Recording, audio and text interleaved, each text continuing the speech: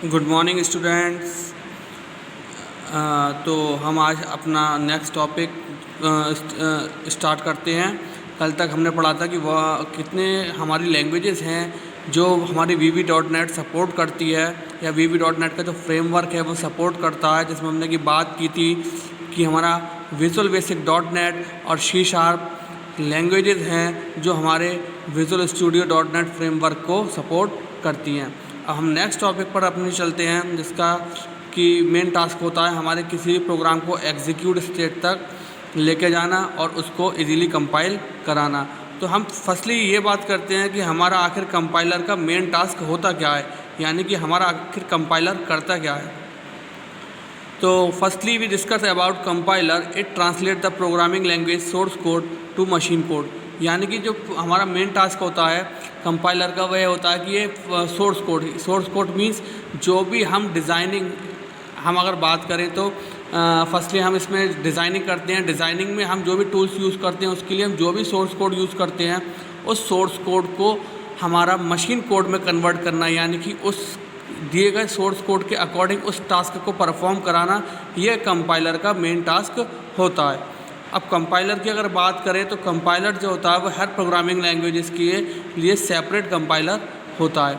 अगर हम बात करें तो C# के लिए कंपाइलर अलग होता है, C++ के लिए कंपाइलर अलग होता है, C और C++ के लिए मोस्टली एक कंपाइलर होता है।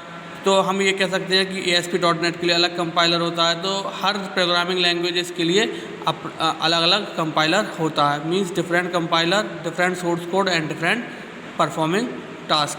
तो हमने यहाँ पर ये समझा कि कंपाइलर का जो मेन टास्क होता है वह होता है कि वह सोर्स कोड को कंपाइलर जो होता है वो ट्रांसलेट करता है मशीन टास्क में एक स्पेसिफिक प्लेटफॉर्म, यानी कि स्पेसिफिक प्लेटफॉर्म मीन्स जिस प्रोग्रामिंग लैंग्वेज के या जिस प्लेटफॉर्म के रिगार्डिंग हम सोर्स कोड को यूज़ कर रहे हैं, यानी कि हम यहाँ पर हम विजुअल बेसिक .NET यूज़ कर रहे हैं, तो C# पर प्रोग्रामिंग कर रहे हैं, तो C# के कंपाइलर के लिए specific task according to the source code वह परफॉर्म कराएगा।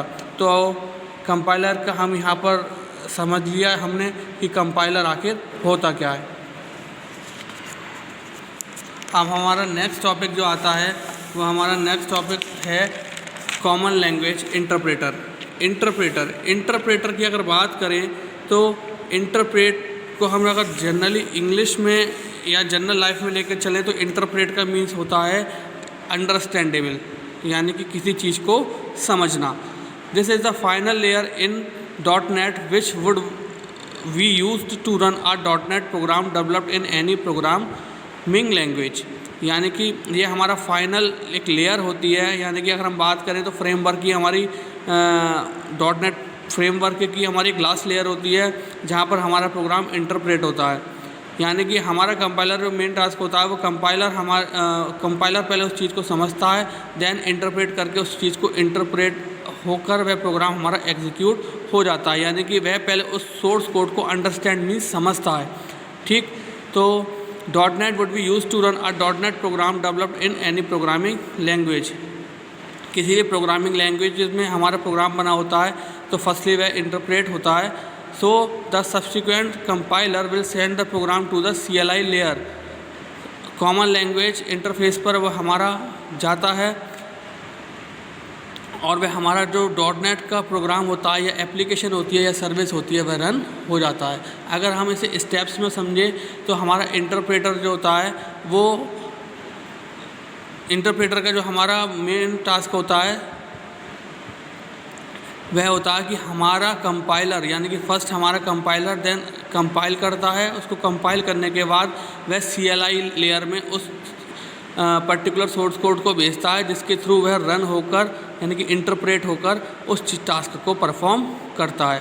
अब आप देख रहे होंगे ये फिगर है, फिगर के थ्रू यहाँ पर लेवल्स को बताया गया है। अभी हम प्रीवियस में समझ कर आ रहे हैं। फर्स्ट लेवल की अगर बात करें तो हमारा प्रोग्रामिंग लैंग्वेजेस, जहाँ पर हमने different varieties of programming language को डिस्कस किया था। फर्स्टली हमारी थी वहाँ पर VB.NET and the second one is C# की हमने बात की थी। C# हमारा इंक्रीमेंटेड वर्जन होता है ऑब्जेक्ट ओरिएंटेड प्रोग्रामिंग का।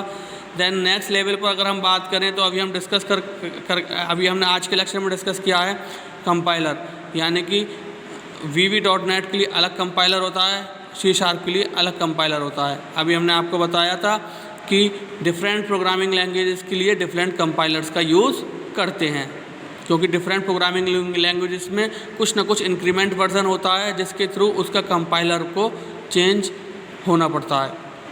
Then last one is common language interpreter. Interpreter जो होता है वह कई लैंग्वेजेस के लिए कॉमन रहता है, ठीक। तो इंटरप्रेटर की हेल्प से हम प्रोग्राम को इजीली रन करा सकते हैं।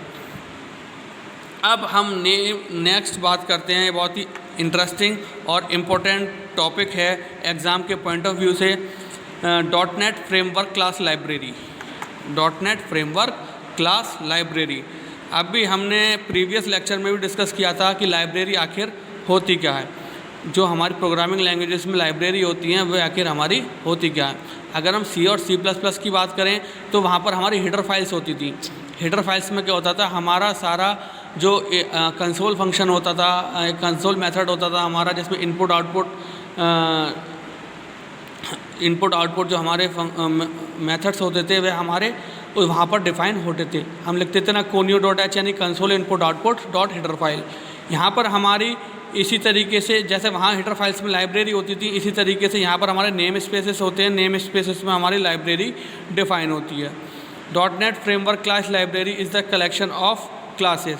.NET फ्रेमवर्क क्लास लाइब्रेरी जो होती है वह क्लासेस का कलेक्शन होती है, नेम स्पेसेस का कलेक्शन होती है, इंटरफेसेस का कलेक्शन होती है और वैल्यू टाइप्स का कलेक्शन होती है। यानी कि अगर हम सिंपल वर्ड्स में बात करें तो .NET framework class library is the collection of classes, name spaces, interfaces and value types that are use for .NET application. यानी कि .NET एप्लीकेशन को डेवलप करने के लिए जो हमारी collection of classes, name spaces का यूज़ करते हैं हम, वे हमारे फ्रेमवर्क क्लास लाइब्रेरी में प्री डिफाइंड होते हैं। प्री डिफाइंड का मतलब पहले से ही डिफाइंड होते हैं। It contains thousand of classes that supports the following function.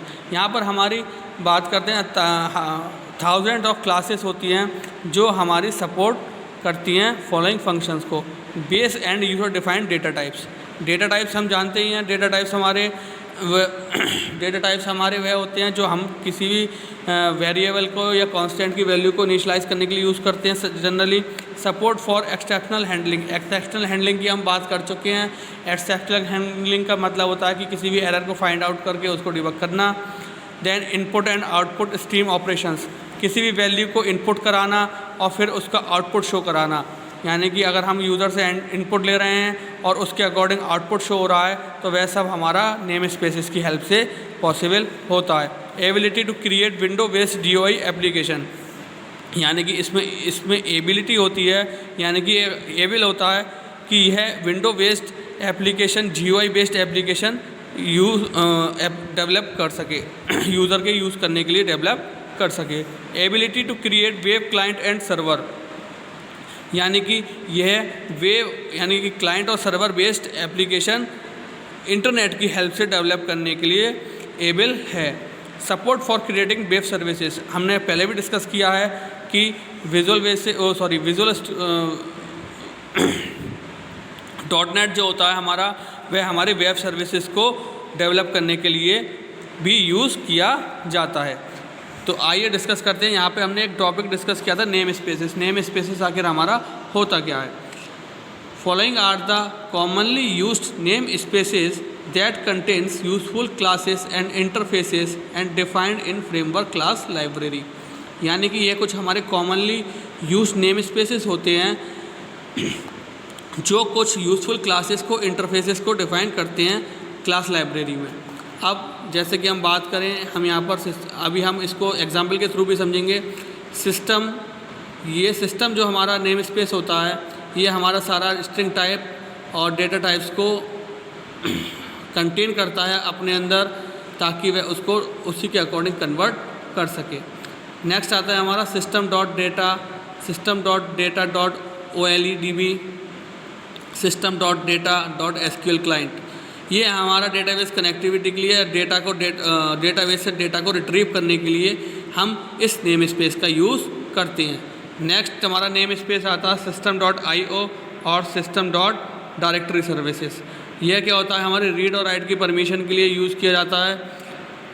ये दोनों नेम स्पेसेस जो होते हैं वो हमारे रीड और राइट की परमिशन के लिए यूज़ किए जाते हैं। देन नेक्स्ट हमारा आता है system dot diagnostic. It is use to debug and trace the execution of an application. अब हमने देखा होगा कि हम सी में क्या करते थे, F7 की हेल्प से प्रोग्राम को ट्रेस करते थे।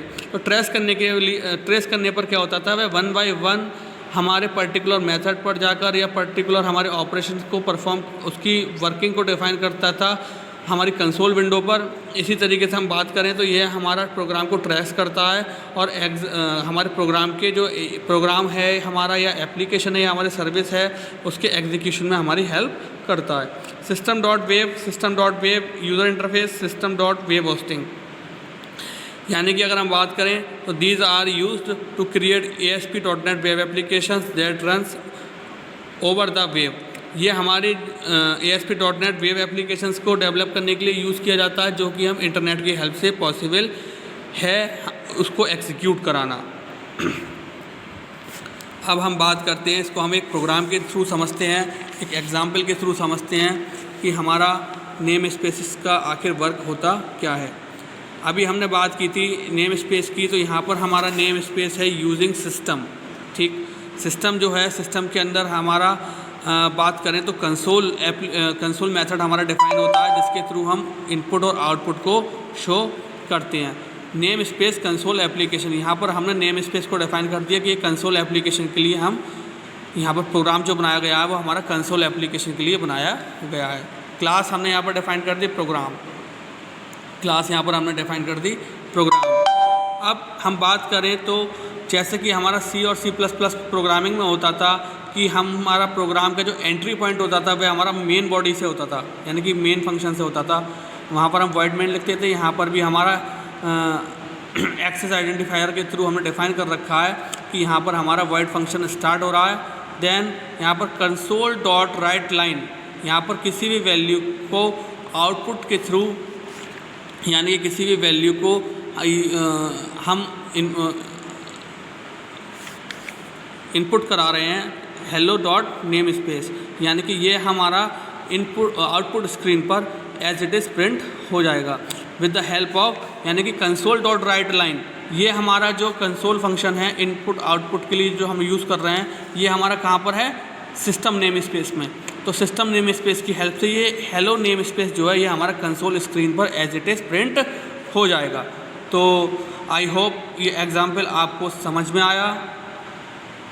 बाकी का आगे का जो है लेक्चर हम डिस्कस करते हैं नेक्स्ट लेक्चर में, जिसमें हम लैंग्वेजेस और डेटा टाइप्स के बारे में डिस्कस करेंगे। Okay, thank you very much, have a nice day.